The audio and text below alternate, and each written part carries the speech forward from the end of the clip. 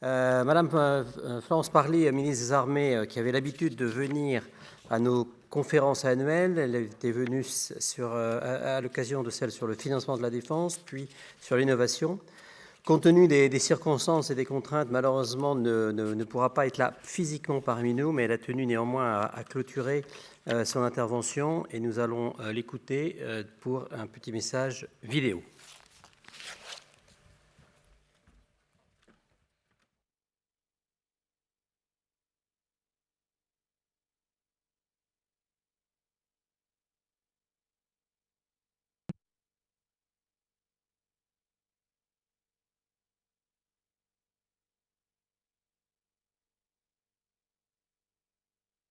Je remercie les organisateurs de m'avoir invité à conclure cette journée de débat riche sur des thèmes qui me tiennent à cœur, ceux de l'industrie et de l'Europe.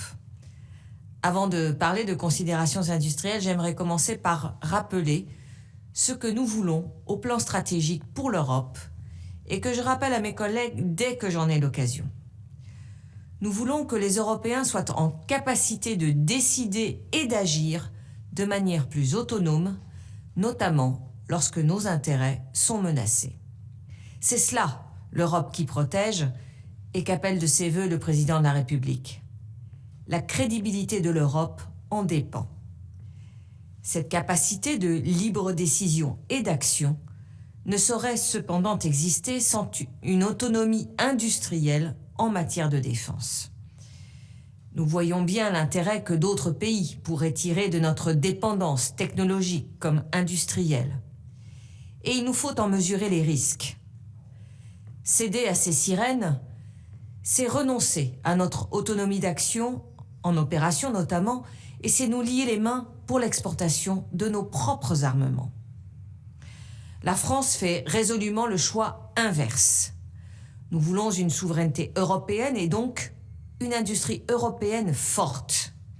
Et pour cela, il faut y mettre les moyens. C'est ce que nous avons fait avec la loi de programmation militaire. 110 milliards pour les équipements, les infrastructures et le MCO entre 2019 et 2023. Et même 180 milliards d'euros entre 2019 et 2025. La France donne à son industrie de défense les moyens de se développer et d'être au meilleur niveau mondial. Ces investissements sont aussi le moyen de garantir notre souveraineté. L'Union européenne aussi a décidé d'investir. Il y a quelques années, c'était encore inenvisageable. Et c'est évidemment majeur car cela permet de créer du lien entre les pays, de dynamiser la BITD européenne et de réduire les coûts de développement des équipements. Pour la première fois de son histoire, avec le Fonds européen de défense, l'Union européenne cofinance la recherche et le développement des projets de défense. Et c'est un budget conséquent, près de 8 milliards d'euros sur la période 2021-2027, qui catalyseront la volonté des États de coopérer entre eux. Et ces capacités communes, une fois développées, ne peuvent que favoriser des opérations communes sur le terrain.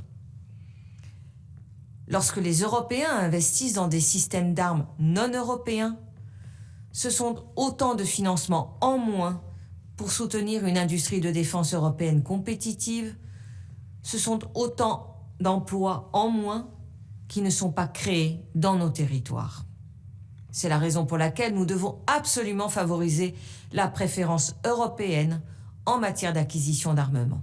C'est impératif.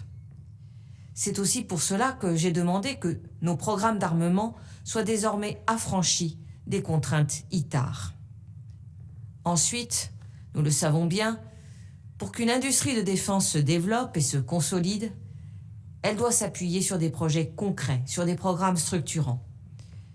C'est le choix de la France depuis plusieurs décennies déjà. Je pense en particulier au Tigre ou à la 400M.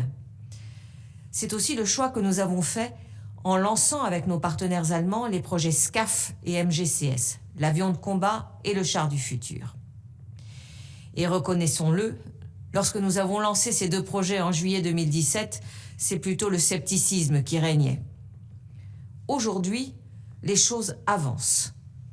Les études de R&D sont en cours et nous lancerons au premier semestre 2021 la réalisation d'un démonstrateur qui volera en 2026. Alors bien sûr, il y a des difficultés, il serait faux de le nier, mais je peux vous assurer que notre volonté ne faiblira pas. Il nous faut aussi travailler sur les technologies et pallier certaines dépendances qui ont parfois été révélées par la crise sanitaire. En particulier, c'est une bonne part de la chaîne d'approvisionnement en matériaux et composants critiques qui doit être repensée. C'est la raison pour laquelle la France porte le projet de coopération structurée permanente qui s'appelle MAC-EU, destiné à s'affranchir des ruptures d'approvisionnement en composants et matériaux critiques qui ne sont ni fabriqués ni conçus au sein de l'Union. Nous travaillons pour que le Fonds européen de défense finance des réalisations concrètes en la matière. Notre industrie de défense est aussi très largement duale. Il nous faut donc coordonner fortement les efforts européens en matière de défense et dans le domaine civil. Les synergies doivent être encouragées entre ces deux domaines. Il nous faudra également proposer des projets de coopération ambitieux dans les domaines de l'innovation et des technologies de rupture. L'Europe dispose en effet de tous les atouts pour réussir en termes de compétences, de savoir-faire et de compétitivité, j'en suis convaincue. Les Européens doivent poursuivre leurs efforts pour développer une stratégie partagée sur le plan industriel. Et croyez-moi, cette ambition, la France continuera à la porter haut, en particulier lorsqu'elle exercera la présidence française du Conseil de l'Union européenne dans un peu plus d'1 an. Merci à tous.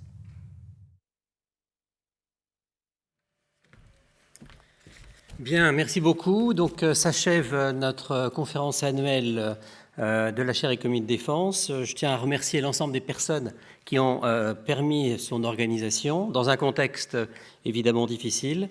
Les équipes de la chaire, bien entendu, le fonds de dotation, les équipes de l'IHEDN, l'ensemble des intervenants que je remercie à nouveau, et également vous tous participants ici, en distanciel, qui vous êtes montrés intéressés par nos travaux. Ceux qui sont ici auront la chance, s'ils le souhaitent, de récupérer le bilan scientifique des travaux de notre chaire. Cela vous fera de bonnes lectures. J'espère que vous avez apprécié la qualité de nos échanges durant cette semaine.